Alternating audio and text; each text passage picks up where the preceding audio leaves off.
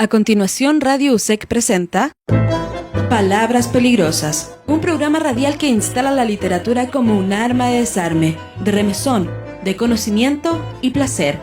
He aquí el peligro de las palabras, con la conducción del escritor y narrador Jorge Calvo. Hola, ¿cómo están, queridos amigos de nuestro programa literario y cultural Palabras Peligrosas? Quiero comenzar contándoles que nuestra principal colaboradora en el programa, la periodista y poeta Gabriela Paz Morales, está con vacaciones, se ha tomado un tiempo fuera y anda viajando en este minuto, creo que ahora anda por España. Y va a estar de vuelta en un par de semanas, así que van a haber por lo menos 2 programas que vamos a hacer así nomás, entre nosotros, digamos, como era originalmente. Y en esta oportunidad yo quiero dar la bienvenida a un escritor al que ya conocemos, porque lo hemos tenido en la radio por lo menos en 2 ocasiones antes, pero ocurre que ahora acaba de publicar una novela recientemente, que ha estado cosechando una serie de comentarios y reseñas bastante elogiosas. Y nos parece que por el carácter de la novela y el nivel de vuelo que tiene, nos resulta muy interesante conversar con Sergio. Para quienes no lo conocen, voy a decir algunas palabras sobre él brevemente. Sergio Infante Reñaco viene de Santiago, año 1947. Escritor, doctor en filosofía y letras, ex profesor universitario. Ha publicado los siguientes libros de poemas: Abismos Grises, el año 67, Sobre Exilios, en el año 79, Retrato de Época, 1982, El Amor de los Parias, 1990, La del Alba Sería, 2002, Las Aguas Bisiestas, año 2012, y la trilogía Las Caras y las Arcas, en el año 2017. En narrativa, Los Rebaños del Cíclope, año 2008, que junto a un Ken, el que espera, hace parte de una personal serie novelesca. La copia feliz del Edicto. Infante es asimismo autor de la tesis doctoral El estigma de la falsedad, un estudio sobre Yo el Supremo de Augusto Roa Basto, publicado en el año 1991, y de un número significativo de artículos sobre crítica literaria entre 1975 y el año 2018. Residió en Suecia, donde por más de 20 años fue profesor de literatura hispánica en la Universidad de Estocolmo. Yo voy a mostrar ahora la novela de la cual estamos con un problema de visión, no se ve nítidamente. Un Quién es que espera. Muy buenas tardes, Sergio, bienvenido a Palabras Peligrosas. Es un agrado tenerte aquí y conversar contigo. Buenas tardes, Jorge. Es para mí un gusto estar aquí nuevamente en este programa tan interesante que tienes tú, Palabras Peligrosas, y de una también de que es de una universidad con bastante prestigio, ¿no? Como es SEC, ¿no? Entonces me siento muy honrado en estar aquí y hablar de mi novela, o de lo que quieras. Bueno, primero para entrar en materia, digamos, para que lleguemos poquito a poco a la temática, a lo que trata, a lo que aborda tu novela. Me gustaría iniciar por esto, fíjate. Aquí, en la solapa del libro, se señala que tú has residido en Suecia desde el año 1975 hasta el año 2018. Es un montón de años, son como 43 años más o menos, así calculando nomás el vuelo. Bueno, es más de la mitad de mi vida. Eso, me gustaría que hablaras un poquito de eso, no de toda tu experiencia de vida en Suecia, porque eso es demasiado, sino de lo que dice aquí, que además fuiste profesor mucho tiempo de literaturas hispánicas en la Universidad de Estocolmo. bueno, claro, yo salí en el año 74 al exilio, salí a Buenos Aires primero, y ahí viví un año, 8 meses, y después a fines del 75 me fui a Suecia, ¿no? Y entonces allí desde esa época estuve, no todo el tiempo, no llegué como profesor, claro. estuve estudiando el sueco y también haciendo los trabajos típicos de eso, de que uno elige, que son los trabajos que son posibles y que eran muy bien pagados además en ese tiempo, que como Claro que ser sí, aseador, claro, hacer la limpieza, ¿no? claro. Y ese es un trabajo del cual yo tenía una experiencia muy divertida, de alguna manera, porque en Buenos Aires trabajaba vendiendo artesanía que hacía con mi exmujer en la Plaza Francia, y, y después tenía como una cosa extra, barrer la plaza. Eso era Ya, los sábados y los domingos, barrer la plaza donde estaban los locales de artesanía. ya. Entonces se ponía celoso El el tipo que aseador tenía, oficial de la plaza. claro, que la quería tener eso al domingo, pero se había dejado para reforzar a los artesanos, entonces me escondía la escoba y yo tenía que colgarme. Me acuerdo que una vez el poeta Bruno Serrano, que estaba allá también, nos colgábamos de una hoja de palmera hasta romperla para poder barrer la plaza. Así que de ahí ya tenía ya un cierto, una cierta Una experiencia. experiencia.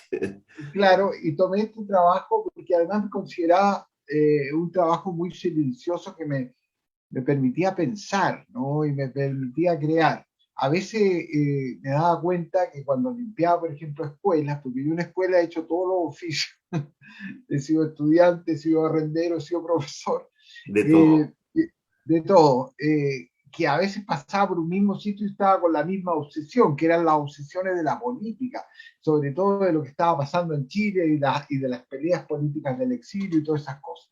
Así que también traté de salir un poco de eso y empecé a estudiar. También hacía clases yo con círculos de estudio, esos círculos de estudio que los suecos acostumbran a tomar, Claro, para en las tardes las personas adultas muchas veces buscando conocimiento, pero también buscando amistades, un círculo de amistades, ¿no? Porque claro, no le es fácil la comunicación en los mundos escandinavos, entonces siempre tiene que haber una razón tercera, ¿no? Es como nosotros claro. que nos juntamos como amigos y ya con eso basta, ¿no? Entonces, de ahí entré a estudiar primero pedagogía y no me gustó, y después me cambié a la carrera de español, con muchos prejuicios que iba a estar estudiando español acá en Suecia y qué sé yo, y ahí y un poco pensando en conservar la lengua, porque yo había publicado libros y todo eso, entonces quería eso, y también para llegar a ser profesor, y ahí entonces estudié unos años e inmediatamente entré a hacer el doctorado. Entonces el doctorado lo alargué lo más posible porque era una forma de financiamiento, no era muy buena.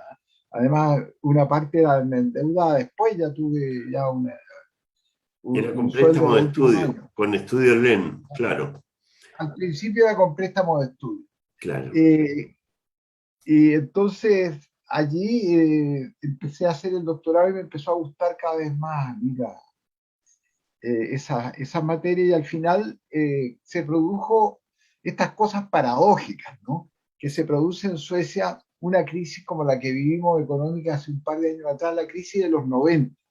Entonces, claro, como son gobiernos más responsables, entonces abrieron más plazas en las universidades como forma de paliar la cesantía.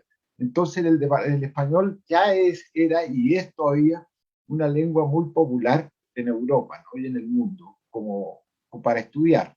Claro. Entonces entraron mucha gente y necesitaban otro profesor titular. Y gané el concurso. Entonces ahí ya me Bien, quedé y bueno, y ahí estuve haciendo toda clase de cursos y de materias, ¿no? Algunos que inventé yo como un taller de escritura académica, aprovechando la experiencia mi propia tesis y eso no había, y después había en todas partes, ¿no? Y fue muy bueno porque por eso me sirvió, me ayudó mucho para ganar eso.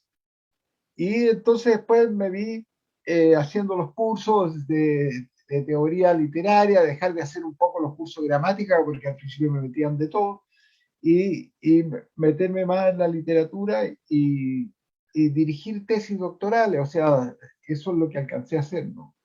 Y eso Y ya ahí estamos hablando de un nivel de conocimiento bastante elevado ya, ¿va? Dirigiendo sí, tesis bueno, doctorales, como ya están en la cima de lo que se puede claro, aspirar. claro, Sí, pero uno siempre, mientras más sabe, se queda más, siente que se sienta más, que le quedan más cosas para aprender. esa, bueno, es obvio, una cosa trae a la otra, ¿no? Uno Sí, llega, claro, llega al límite y ve que para allá el camino crece todavía y se prolonga. Mira, claro, claro. oye, pero a mí me surgen dos preguntas con esto que has contado.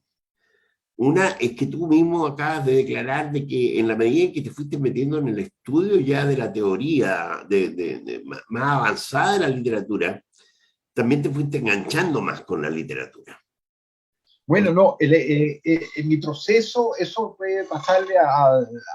Yo ya no era un estudiante tan joven, ¿no? Pero Ya, yo ya había publicado libros y yo ya me identificaba como escritor y ya llegando a Suecia, ya en Buenos Aires había participado de unos talleres, ¿no? ya, Que se daban ahí en la Galería Meridiana, que era una galería que había en la ciudad, ¿no? Donde habían talleres y qué sé yo. Incluso a Cameron lo encontré ahí, me acuerdo, un ya, día. Y cómo se llama, y entonces yo tenía mi librito y tenía preparando otros, y, y bueno, entonces yo me sentía escritor ya, y cuando llegué ahí, y además habíamos formado un frente, digamos, de apoyo solidario que era cultural, que se llamaba Margamar. ya. Yo le puse así porque lo inventé y fui el fundador. Le puse así porque había leído en el libro de Lucho Vitales que la primera insurrección obrera había sido cuando los indígenas se rebelaron en los lavaderos de En los óleo de Margamar, lavaderos, claro, de marca a marca. claro, y avanzaron sobre Santiago. Entonces, con una visión obretista, como correspondía a esa época, le puse Claro, al centro de eso, hicimos unas revistas, la revista Taller, hicimos unos talleres, teníamos talleres de plástica, talleres bueno, de literatura, de teatro, de medios de comunicación y de educación.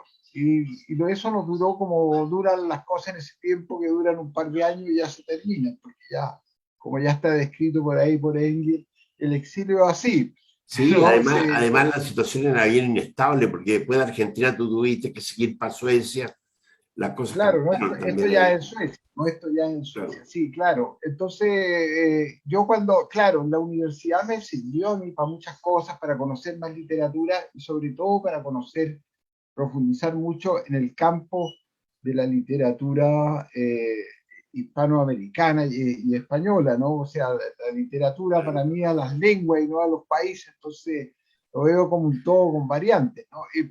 Eh, una, me sirvió eso de mucho, de conocer y todo. Yo, bueno, ya en Argentina, porque esto hay que decirlo y hay que confesarlo, cuando yo salí, conocía, bueno, bastante bien creo que la literatura francesa, ¿no? Y un poco de la inglesa, los clásicos, que sé yo, Sí, tanto como poetas como narradores y todo eso, pero digamos, de lo hispanoamericano conocía muy poco, ¿no? Las cosas que se leían en el colegio y un poquito más. bueno, Bueno, por supuesto, había leído Cien años de soledad, había leído El túnel, alguna obra así, y había leído autores como a Nicolás Guillén y a Lorca, lo conocía bastante bien, en fin, y todo eso, pero había mucho que desconocía, ¿no? Apenas conocía algo de claro. Octavio Paz, entonces me embebí yo de esto para conservar la lengua también y me embebí de esto y con mucho placer. Claro, este concepto que sale de nuevo de preservar o conservar la lengua es que la gente que tuvo que irse a países que eran de habla española o muy cercana a la española, como el portugués o el italiano, por ejemplo, Claro, yo, claro, yo, yo creo que tenían de alguna manera vivo en la memoria el idioma, lo tenían presente en la ciudad donde estaban. Pero claro. estar en un mundo como el mundo escandinavo, donde de pronto uno no escucha español en ninguna parte durante días, digamos. No hay programas radiales en español, no hay música en español, no hay toda una cosa que está sonando alrededor de uno en los países que hablan de habla española, ¿no? Entonces yo creo que se comienza a sentir ese miedo y de hecho a mí me tocó conocer gente que parecía que iba perdiendo el idioma, que tenían menos palabras, tenían menos recursos, de repente no era fácil encontrar una palabra para decir algo, suponte. Se perdía como una cierta destreza, una habilidad con el idioma.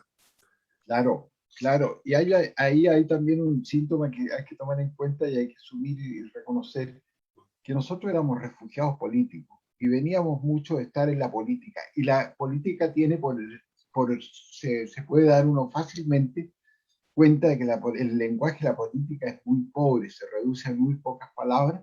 Sí, Entonces seguía un poco, y además estando afuera uno se vuelve más conservador, es decir, no se renueva, no hay una dinámica y todo eso. Entonces, claro, no había mucho, si uno no entraba a ser un buen lector y a incursionar de otra manera en la lengua y en la cultura de su país y de los países hermanos, se iba a quedar con eso nomás. Y eso le pasaba a algunos, ¿no? Que creía que bastaba con tener una buena experiencia de la vida, sí. algo que todavía, y se ponían a escribir, le faltaban las palabras, o lo hacían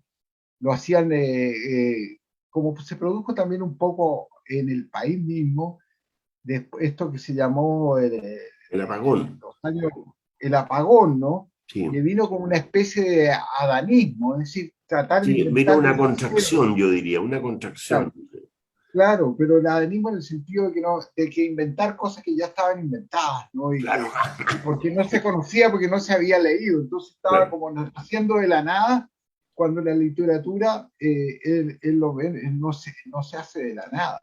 claro. Por eso que la palabra creación a veces es medio ambigua, porque como tenemos la cosa cultural de que Dios creó de la nada, Mm. entonces la gente cree que se hace de la literatura de la nada y se hace de otras literaturas también, de la experiencia, de la vida y todo eso, Por pero también supuesto. de otras literaturas, en diálogo con otras literaturas. Claro, parece que la literatura es un solo río, digamos, al que Claro, llegan afluentes, digamos, distintos afluentes, por y lo supuesto, claro. conforman. Oye, entonces también tenemos otro fenómeno aquí relacionado con el hecho, como tú señalas, de eras exiliado. Pensemos especialmente a inicio de los 70, 75, recién llegado allá, Sí, había una necesidad de tener información de lo que estaba ocurriendo en Chile. Eso sí, significaba visitar las bibliotecas, ir a leer los diarios en español, porque no se habían encontrado diarios en español en los no, kioscos. claro, se hacía, por ejemplo, habían algunas bibliotecas de barrios, de los barrios donde había más inmigrantes, que llegaban algunas revistas y qué sé yo, pero también había el trabajo de algunos compañeros que conseguían diarios y hacían como que fotocopiaban Ya, cada semana las noticias más importantes y lo demás era la radio sí. digamos, la radio Suecia en español, que daba a veces algo así, que no era el programa Panorama que vino después, sino que era el programa que tenía de la radio Suecia que estaba en todo idioma, y ahí estaba, y ahí trabajaba el poeta Badilla, ¿no? Era uno Sí. de los y, Bueno, y, eso era la fuente más la radio Moscú, la radio La claro, Habana, se podía a claro. veces, pero bien claro, con mucho pitido, escucharla, esa ya me había tocado en los días de clandestinidad después del golpe estar escuchándola, ¿no? Mira, sí, oye, ahora aquí surge otro tema interesante, ¿eh? Que instalarse en una realidad como la escandinava, tan diferente, porque es muy diferente a la nuestra, Sí, culturalmente hablando, los códigos culturales, las conductas varían enormemente. Y al mismo tiempo, como uno salió obligado, digamos, en tu caso al exilio, Sí. estar con la memoria de lo que puede estar ocurriendo, pasando en Chile, recordando eso, ¿no? Y en tanto tiempo, digamos, en una trayectoria de tantos años, la pregunta es, finalmente, ¿hay algunos que se olvidan y se adaptan definitivamente o la memoria persiste? ¿Es fuerte la memoria?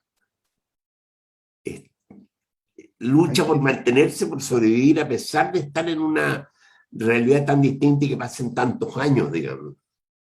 claro, lucha por ¿cómo se llama? Digamos, por persistir la memoria, pero la memoria es dinámica, ¿no? Y requiere de una alimentación, ¿no? Porque la memoria, como hizo Maurice Halbach, que era un pedagogo prisionero en un campo de concentración, ahí escribió un artículo famoso que donde empieza el tema de la memoria, que dice que la memoria que importa y la que nace es la memoria colectiva, o sea, del grupo que empezamos a conversar de uno a otro y ahí están los hitos de memoria. Entonces tú, por ejemplo, ves, pues, ponte tú que sales del cementerio aquí y ves el memorial de los desaparecidos, y eso es un hito de memoria para mucha gente, y eso te lleva de una cosa a otra, entonces de lo colectivo a lo individual. Ah, ¿y dónde estaba yo? Ah, ahí. Y entonces esto te lleva, entonces esa necesidad, claro, siempre nos llevaba, como digo yo en un poema de mis primeros libros sobre exilio, le digo un poema a mi hija, le digo, me verás con los amigos hablando siempre de lo mismo. Pero aquí Claro. pareciera que tenemos una situación, yo diría, para ir entrando ya en terreno, Mm, tenemos una situación en que la mayoría de la gente, como en tu caso, que sale en aquellos días de Chile, que tiene que salir, mm, esta era parte de un proyecto, yo diría, en el que tenían involucrado gran parte de su sueño y sus esperanzas, digamos. Ahí hablo de algo claro, claro, subjetivo, hablo de un mundo subjetivo que me interesa verlo desde la perspectiva subjetiva, porque uno está claro. lleno de ideales, digamos, de promesas, de cosas que podrían ser posibles, digamos. Y de la noche a la mañana eso se trunca, y se trunca de golpe, así radicalmente. Es como estirpar, digamos, un árbol, algo así, ¿no? Claro. Entonces, ¿cómo se detiene dentro de uno la maquinaria que estaba en proceso anímico y psicológico? Las condiciones físicas desaparecen, eso deja de ser una praxis cotidiana, pero ¿qué ocurre dentro, en el interior, con los sueños y las esperanzas y todo lo que uno tenía? Y más encima hay que irse, más encima hay que irse. Siguen creciendo, siguen desarrollándose, ya no como sueños que van a ser posibles, o a lo mejor uno cree o genera mecanismos de que quedan pendientes, de que quedan como en un congelador en espera, digamos, porque Claro, en claro. alguna parte están, ¿no? Están ahí en espera, está esa cosa la vuelta, ¿no? Yo Sí. creo que muchos de nosotros fuimos unos pésimos estudiantes, por ejemplo, de sueco, porque pensábamos que a los 2 años íbamos a volver. Después nos dimos cuenta que ya, o sea, porque yo veía, por ejemplo, cuando yo estudiaba sueco en la universidad, que eran los cursos de sueco, los primeros cursos de sueco, hay otros, pero más o menos serios, ¿no? Y que había gente que venía de otras realidades, ¿no? De otros países, quiero decir, de Claro. Corea, de Hungría, y ellos no, habían venido en una condición distinta, de migrante, entonces se tenían programado todo esto, voy a hacer esto y después voy a estudiar otro, y uno no. Uno iba a pasar eso para arreglárselas mientras estaba ahí transitoriamente y después volver, ¿no? Claro, Y ellos eso se estaban fue con un marcando proyecto de instalarse allá.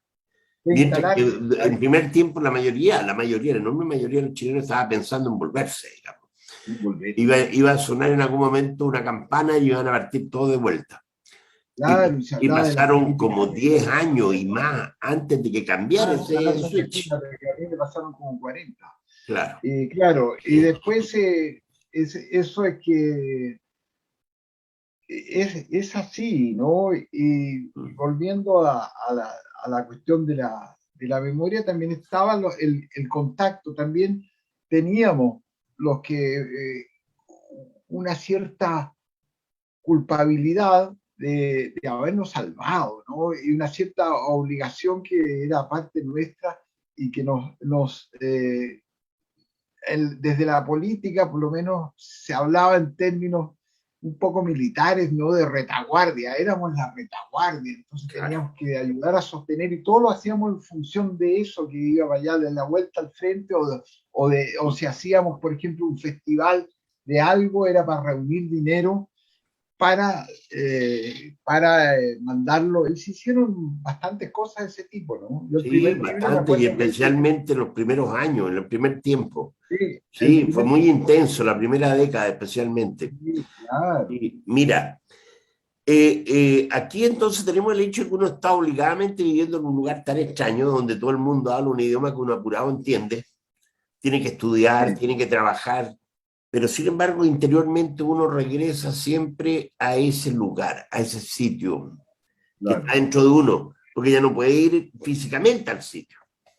claro. Ahora, yo te quiero preguntar con relación a eso por el título de tu novela, porque te digo que para mucha gente repiten el nombre y se quedan pensando qué significa esto. Se llama Unquén y después tiene como un subtítulo que dice El que espera. Pero la palabra Unquén dentro de la novela parece como refería a un lugar. Sí, es un Entonces, lugar, ¿era el nombre de un lugar o define una actitud de alguien que espera? Esa es mi pregunta. es la ambigüedad propia del arte, pero yo te lo voy a confesar. Ya. Eh, eh, yo tenía, al principio de la novela, cuando yo la escribí, se nombraba sin nombre, se decía Puerto. Pero después dije, no, Puerto, van a empezar a confundir, van a creer que es Valparaíso, que es Buenos Aires, que esto, que este otro. Claro, Entonces busqué un nombre, pero tampoco quería, yo había vivido en el sur, esa época el golpe me pilló en Osorno y había estado antes en Chiloé y en Puerto Montt, en fin. Y, y entonces quería yo un nombre que englobara toda esa, de yo hacer mi propio mundo con todas esas experiencias, o sea, construirlo a partir de algo que yo había sabido construir la ficción. Entonces empecé a buscar un nombre. Entonces dije, voy a ver qué nombre le puedo poner. Entonces dije, yo voy a ver nombres de apellidos de huilliches, que es son digamos, los mapuches del sur. Y claro. entonces dije yo, voy a ver una lista de apellidos huilliches. Y me sale un quién. Y Como me gustó apellido, te figura como apellido, ya. como apellido. Y traducido al español ya tenía escrita toda la novela casi, o sea, ya había hecho un primer borrador de todo. Sí, un quién significaba el que espera. Entonces yo dije, pero este es para la novela, este tiene que llamarse así nomás porque lo que ha hecho también es el que está esperando siempre el personaje volver a ese lugar. Entonces me sirvió las casualidades, ¿no? O las sincronías, como decían por ahí Sí, también, sí, llegó a eso, ¿no? Y sí. yo, tiene que llamarse así, e incluso una Pero parte. yo te diría que es muy interesante en el sentido que ya plantea una situación que es como un enigma, digamos, en el sentido de que está referido a algo que sucedió, ya sucedió, está en el pasado, Sí, pero claro, sin claro, embargo, el que espera algo que va a ocurrir en el futuro. en el ¿Te futuro, fijas? Está claro, basado en algo que ocurrió en el pasado, pero mm, él espera algo que va a pasar en el futuro. No sé si me entiende. Es como una historia que está todavía inconclusa, no ha terminado, no se ha cerrado. claro, por supuesto, es digamos la clave, una de las claves principales, es decir, lo que lo que se quiere es revisar ese pasado que se ha conocido fragmentariamente, se ha conocido desde la experiencia más individual, pero no se sabe lo que ha pasado cerca a los cercanos, de esos que están vivos, por qué murieron. Y entonces eso ese esclarecimiento tiene que ver con un futuro, también con lo que va a ser más adelante, y se va cortando la historia de esta persona.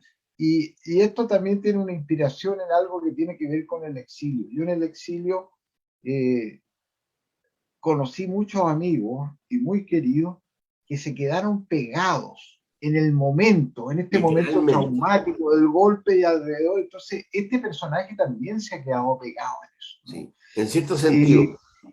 en cierto sentido, entonces él, por eso que quiere volver a ese lugar que ni siquiera él nació ahí, sino que es un lugar donde estuvo, donde se encontró él en la lucha social y política, se encontró él a sí mismo de manera más intensa y con mayor plenitud, con todos los altibajos, con todas las chambonadas, con todo lo que se pueda suponer, ¿no?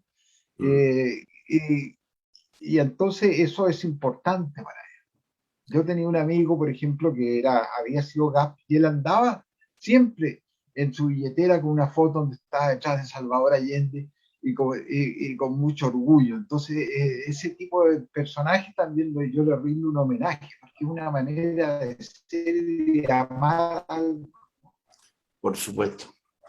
no Yo es la manera entiendo solo de quedarse eso de una obsesivamente pegado, manera también el amor que se tuvo por alguien. directa. Te diría que personas que vivieron ese momento que fue traumático, un momento muy traumático, eh,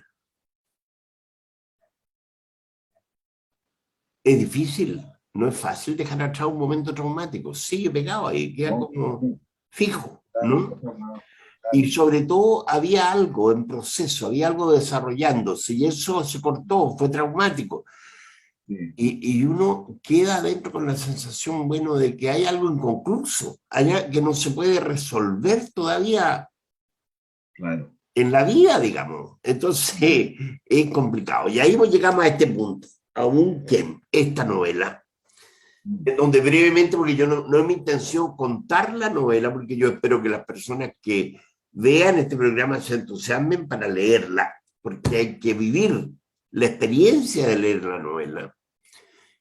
El personaje principal, que responde al nombre de Lucho, ha vivido muchos años en Suecia, varias décadas, y de pronto en uno de los viajes de regreso, en el último viaje de regreso que vuelve a Chile con su mujer sueca, y ya tiene hijos grandes, viene con la intención de ir a visitar el lugar donde él estaba en los momentos más críticos, porque va dispuesto como a desentrañar un poco la misma historia que a él le tocó vivir y las personas que estaban en su entorno. Y parte con la mujer sueca lo quiere acompañar y va con él y llega con él al sur. Pero de pronto la mujer se le comienza a ser innecesaria porque tiene que buscar lugares, tiene que hablar con gente, tiene que hacer preguntas y está tan poseído por eso que como que no tiene tiempo para dedicar a la mujer que lo está acompañando. Y en un momento determinado ella sí lo entiende y decide volverse a Santiago con la familia y dejarlo, que él siga su expedición. Eh, ese es un poco la partida de la novela. Claro, claro, ese es el primer regreso, el primer viaje que hace después de 20 años, que tampoco él vuelve inmediatamente que hay una amnistía, sino que le cuesta ir.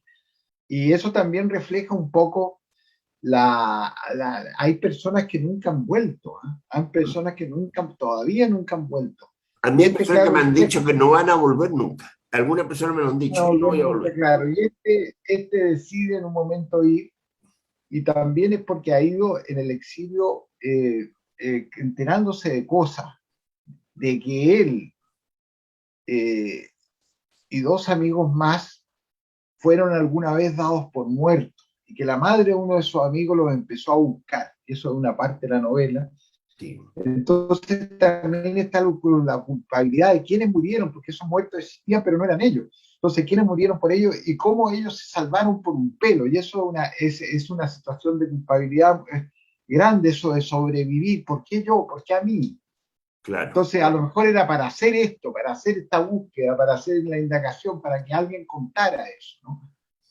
Oye, una consulta. En este minuto, Sergio, yo te propongo que si quieres leer algún párrafo de la novela, para entrar en la materia misma. Sí, voy a leer el comienzo, Ya. o sea, un pedazo, ¿no? Sí, por supuesto.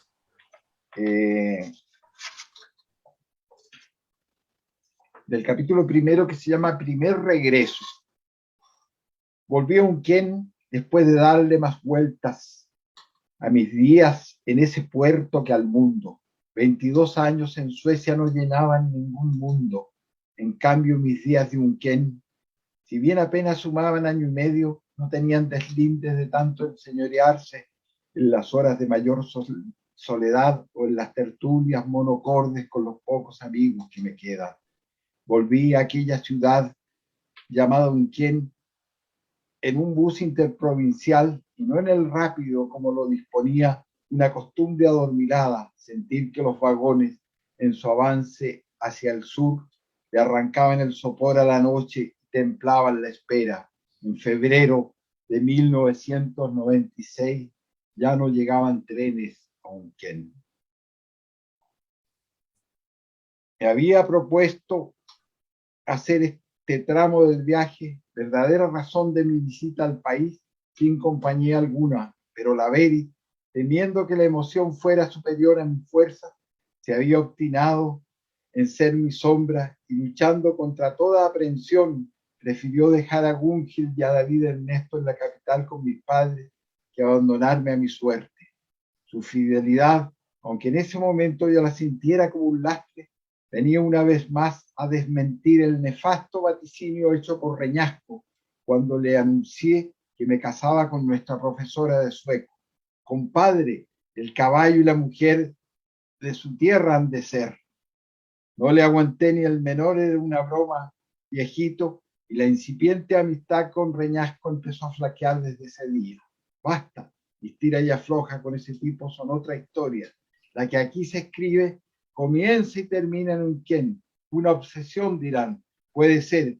Admito que ahora me da no sé qué el desconcierto con que mis padres, apenas pasados los brindis del reencuentro, escucharon mi decisión de continuar rumbo al sur al día siguiente, el desengaño que debieron sentir ante la imposibilidad de expresarme el afecto largamente atesorado, además de la incertidumbre que debió haberles causado que fuera un quien el lugar de mi destino.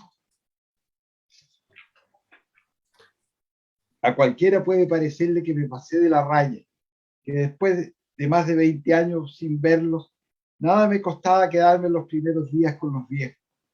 Actué completamente convencido de que lo que hacía y las dudas que a ratos pude tener cuando ya llevaba varios días en Unquén obedecieron a las presiones de sentimentalismos ajenos a la pérdida de mal abortados, a la prédica de mal abortados deberes filiales esgrimidos y lagrimeados por la vera. Sí. Huevadas. Nadie, ni siquiera la misma Beri, por más que se haya empeñado, llegará a comprender que una persona en el fondo tan hecha al urbano como yo necesitara viajar cuanto antes a esa ensenada perdida, donde en honor a la verdad nunca me había quedado más de 3 meses seguidos. Nadie llegará y entenderá a la primera lo sagrado de aquella prisa, incluso sabiendo que la historia de espectros que me vinculan a un quien es el centro de las cosas por las que he vivido y desvivido en Estocolmo. Siempre será un albur saber con certeza si esta historia, al ser revisada en su escenario natural y una y otra vez enmendada en el papel, con una actitud más de escribano que de artista, va a alcanzar el significado que genere su olvido y así librarme de seguir viéndome en ella como uno de esos muertos presuntos, el desvelado con la culpa sin pausa, de los que se salvan por un pelo. Y con esa ilusión bajé del bus interprovincial aquella luminosa mañana de febrero, casi olvidando la presencia de la Beri, aunque no tardé en soltar la maleta para aferrarme a su brazo, al sentir el hálito salino y de una pura ojeada captar la bahía, las casas, las 4 colinas. Me recuerda a Lufuten, exclamó la Beri, indicando unos islotes desgranados en la lejanía. lo dijo por decir algo, para que yo escuchase su voz y me tranquilizara. Puede ser, le respondí, pero aquí mis muertos están ebrios de una lluvia aún más antigua, aún más sucia. Ahí, con eso, ahí lo puedes. Sí, sí, muy bueno. Y Ahí, se siente muy bien. Te quiero consultar algo ahora, Sergio, un poco entrando en otra variante de lo que es escribir una novela. sí, Yo entiendo, fíjate lo que te voy a decir, yo entiendo que esto de algún modo, digamos que lo viviste tú, o más bien se inspira en algo que tú conociste, ¿no es cierto? Entonces está este proceso de cómo se traslada, cómo se transpone algo que porque uno está hablando de cosas que son una experiencia personal en algún sentido, que uno conoce bien literariamente, cómo se lleva al plano literario. Ahí, de alguna manera, no todo lo que está escrito allí ocurre realmente. Hay mucho que tú aportas, que agregas, ¿no? claro, lo que pasa es que hay un proceso de creación que parte, como decía al principio, no parten de la nada, parte de algunas experiencias personales y después se crea y se construye una historia a la cual se le agregan a veces otras experiencias. Aquí lo subjetivo también se tiene que ver con lo intersubjetivo, con esa subjetividad de los grupos, ¿no? Y de ahí, de alguna manera, esto se conecta. Por ejemplo, eso que acabo de decir, a explicar antes de leer que ahí está la historia de unos que habían muerto en lugar de otros. Esa parte es cierta, esa parte es real y la madre que los busca es real. Y la persona que es el hijo de uno de los que estaban ahí, de los que estaban, que es el hijo de esa madre, que es Benjamín, es real y existe y es un gran amigo mío. Pero claro, pero hasta ahí está eso, ni siquiera el lugar, a mí no me pilló el golpe en esas circunstancias, pero me pudo haber pillado. Claro. Y claro, y bueno, y de ahí se inventan los lugares donde van a huir, el tepual. Yo, por ejemplo, la experiencia para ver cómo, por el tepú es un árbol que crece casi horizontalmente abajo y abajo hay agua y hay tromba y cosas así. Yo me acuerdo que una vez yendo desde Cucao a Chonchi, no, a Huyinco, por un camino de tierra, no en la lancha, sino que me llevé un amigo, me hicieron pasar por un tecual y me dijeron, oye, si no te apuras, porque me pareció maravilloso, te va a perder, aquí se pierde mucho la gente. Entonces, esa experiencia la trasladé a que estos tienen que huir hacia un lugar así, ¿no? Sí. Pero en otro lugar, no en Chiloé. Claro. Y entonces ahí se va creando la historia a partir de eso y después investigaciones un poco más de qué es lo que es un tepual, cómo funcionan y qué sé yo. Todo eso se va agregando, se parte de la de una experiencia vital, pero que puede venir de muchas partes, ¿no? Se crea algo nuevo y que es único y solo funciona con las reglas de la novela, ¿no? Solo funciona, es verdadero porque tiene una coherencia interna, más que porque si proviene o no de la realidad real. Pero siempre autobiográfico a un nivel profundo, porque tiene que ver con los sueños, con los deseos de uno, o sea, de eso no me libra, pero no corresponde a mi vida ni siquiera a hechos concretos, pero sí a eso que decía ya Aristóteles hace muchos años, siglos, digamos, que la poesía es más verdadero que la historia, porque la historia cuenta los hechos como son y la poesía como debieran ser. Exactamente, tienes mucha razón en eso tú, porque no es solamente una mirada desde una perspectiva estrictamente personal, es también de algún modo una mirada gregaria. Claro, claro. Y de algún modo una mirada que suma experiencias de otros también a un Sí, espacio por narrativo. supuesto, por supuesto. Mm, Por ejemplo, por darte un ejemplo, yo tengo un gran amigo en Suecia que estuvo preso en un campo de concentración, mm, en el desierto, ¿no? Y él, la primera vez que vino a Chile, y por eso me impresionó y me inspiró para el personaje, ¿no? Él estuvo una noche en la casa de los padres y se fue inmediatamente a donde había estado preso, ¿no? mira, Es un fotógrafo sí, bastante tenía que conocido. enfrentarse con esa experiencia, claro. Claro, y siempre ha vuelto ahí, ¿no? Entonces, esto a mí me sirvió. Yo dije, este personaje tiene que hacer una cosa parecida, ¿no? Me inspiró para hacer esto que deja a los padres como que no le importa y parte a esto que era más vital, ¿no? Era más vital saldar esto, porque eso tiene que ver también con el trauma. Claro, exactamente.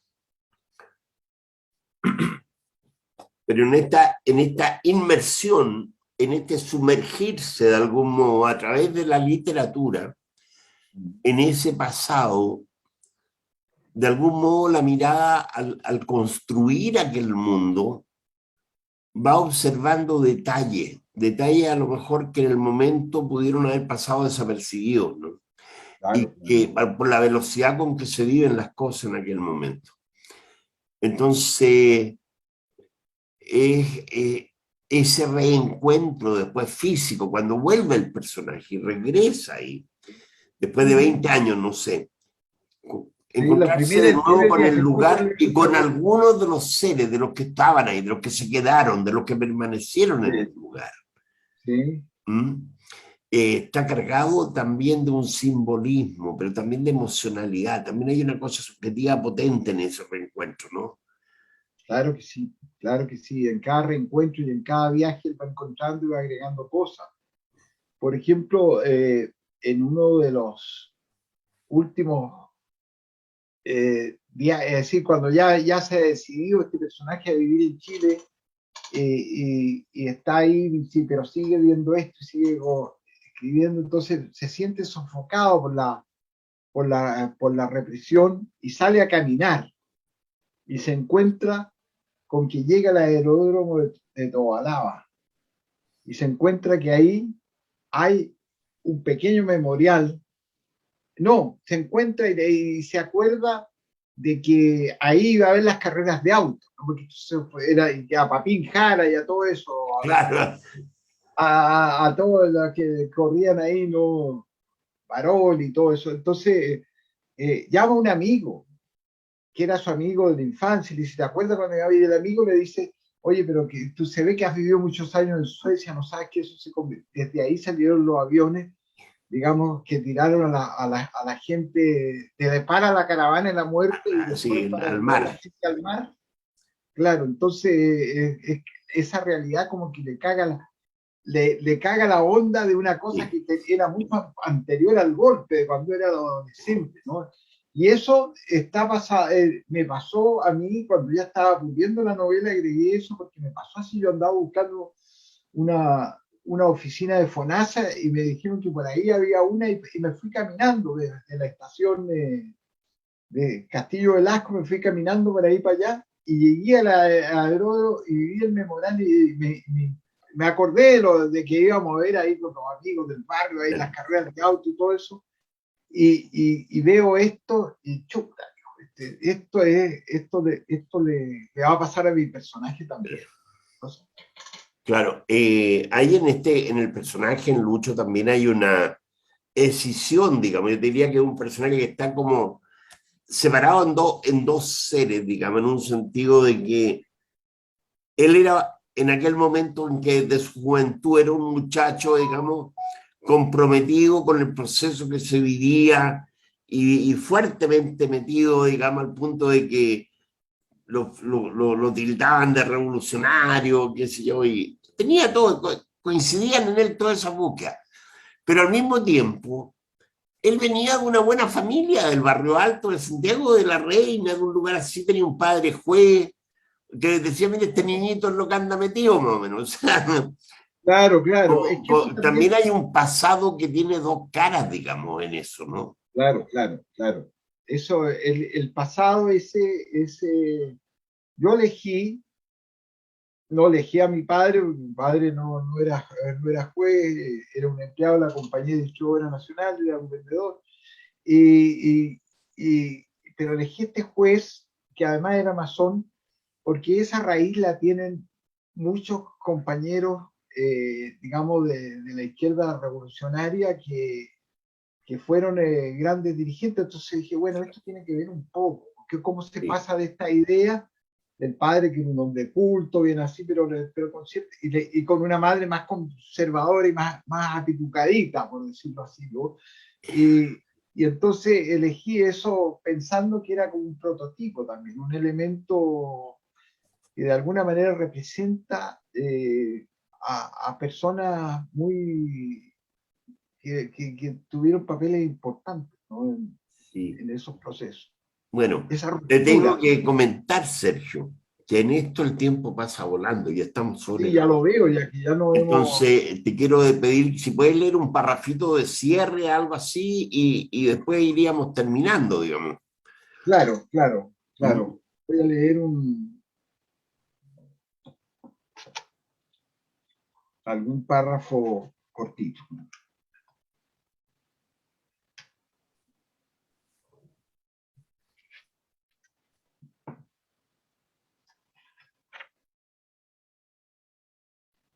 Es de un capítulo que se llama El vuelo, voy a hacer una pequeña introducción, que es cuando la madre de Benjamín, María Chila, que ya está en Suecia, le cuenta a la Bérita, la mujer de eso, le pregunta si ella cree en los sueños, ¿no? Y ella le cuenta un sueño que tuvo antes de saber que le avisaran que el hijo estaba vivo. Y el sueño está construido literariamente, ¿no? Con una mezcla entre lo que es el folclore chileno y también la clásica del Dante, o sea, donde con el barquero que Sí, va a buscar a los muertos, ¿no? sí. Hallé un paquete envuelto con hojas de diario sobre la tabla de amasar. Lo abrí, encontré un chaleco sin mangas, hecho de una tela tosca, parecida a esa que mis mayores nombraban Wiñiporra. Volví a oír a doña V. Póntelo, no seas lesa. Estaba muy cochino y apelmazado, igual me lo puse. Lo lisco es seña de su virtud, chica, me aclaró la voz. Escucharla fue entrar en calor y ponerme a flotar livianita, livianita. En un suspiro ya había salido por el techo sin enterarme cómo. Pronto me encontraba más alto que las nubes, pero el ruido de la lluvia sobre las calaminas me llegaba desde abajo. Anda donde precises, María Silda. La voz de doña Uva me sonó en la oreja por última vez.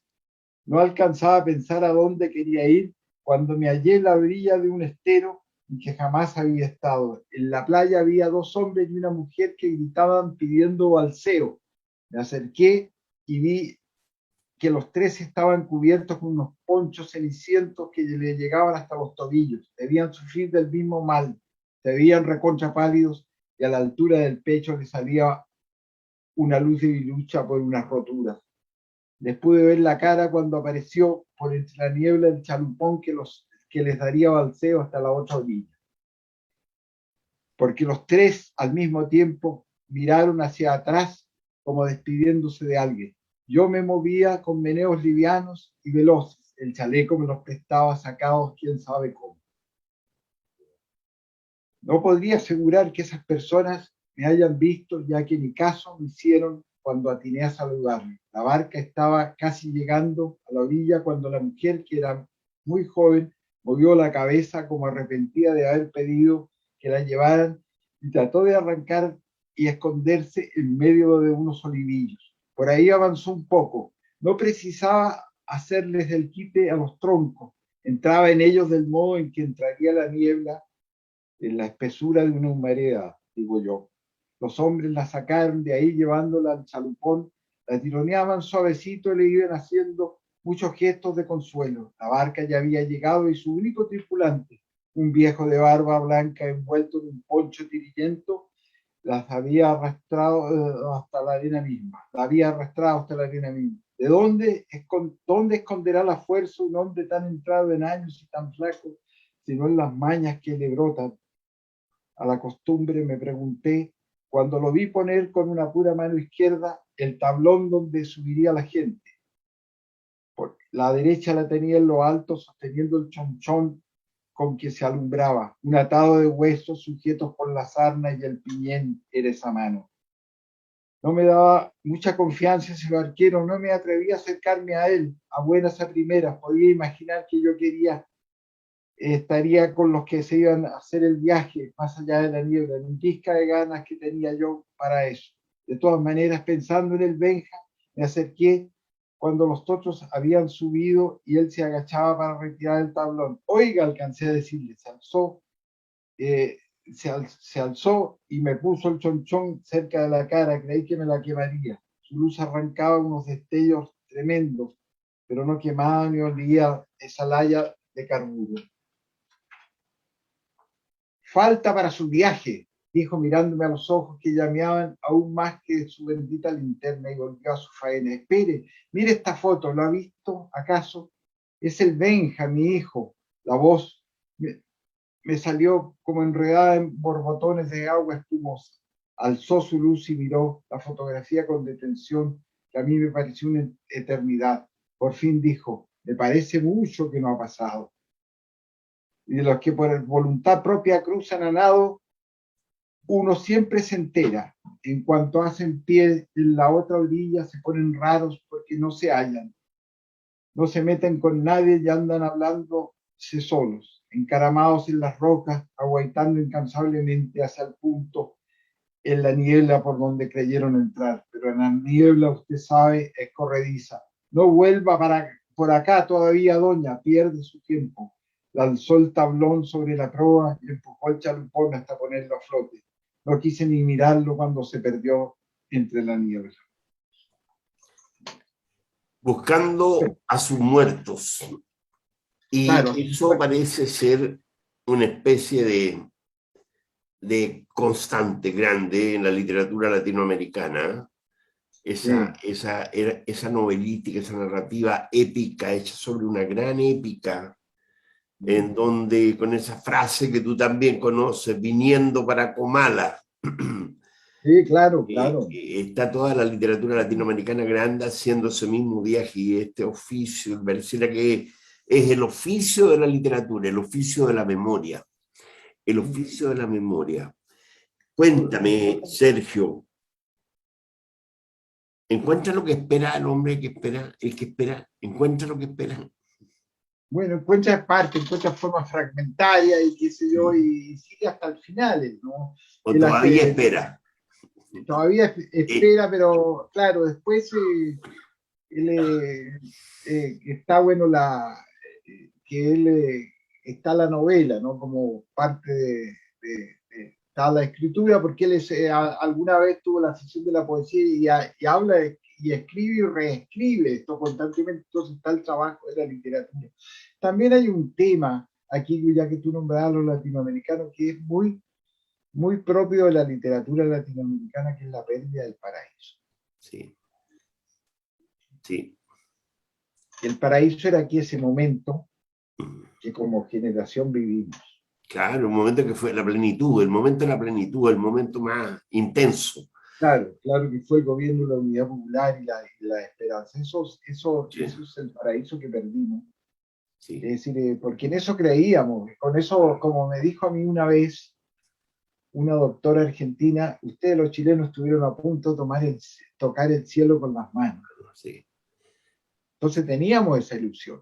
A lo mejor estábamos muy lejos, ¿no? Yo de la talla pero por lo menos creíamos que estábamos en el camino, digamos. Creíamos que era el ánimo, ¿no? Las condiciones subjetivas, diría Lenin, se cumplían aquí. Sí, la objetividad no está. Claro. Pero bueno, los paraísos son así. Bueno, Sergio, yo quiero agradecerte la amabilidad que has tenido de conversar con nosotros para Palabras Peligrosas sobre tu novela, que está disponible. Es una novela publicada por Editorial Catalonia, se encuentra en el mercado, le avisaba a nuestros lectores a los que nos siguen, a los amigos. Yo no sé si la puedes mostrar, ¿tú la tienes ahí que la puedas mostrar? Porque a mí se me ve borrosa en mi pantalla. Sí, claro. Sí, Sí, claro. ahí Ahí está, está. un Ken. Sergio Infante, Ahí un Ken. está y, La portada. claro. Y No sé. bueno, te deseamos lo Ahí mejor. Yo está. pienso que es una novela, he ido descubriendo una novela que todavía tiene muchas cosas que se pueden discutir y conversar y profundizar Sí, en ella. claro, claro. Yo creo Tiene que muchos matices potentes. yo te diría que yo en esta novela me demoré mucho, porque cuando yo llegué al exilio echaba de menos a mis compañeros de Mm. militancia, entonces iba a escribir una novela que se llamaba Los Compadres. Mira, Y entonces, al final, esto terminó en esto, ¿no? Por suerte, porque era mucho mejor de lo que yo lo había pensado. Bueno, pero así el trabajo. bueno, Muchas gracias, Jorge. Creo que estamos pasados en el tiempo. Bueno, sí, tuve que estamos despidiendo. y estamos despidiendo hoy. Ha sido un placer y me voy muy contento y feliz y te lo agradezco muchísimo. Gracias, Sergio.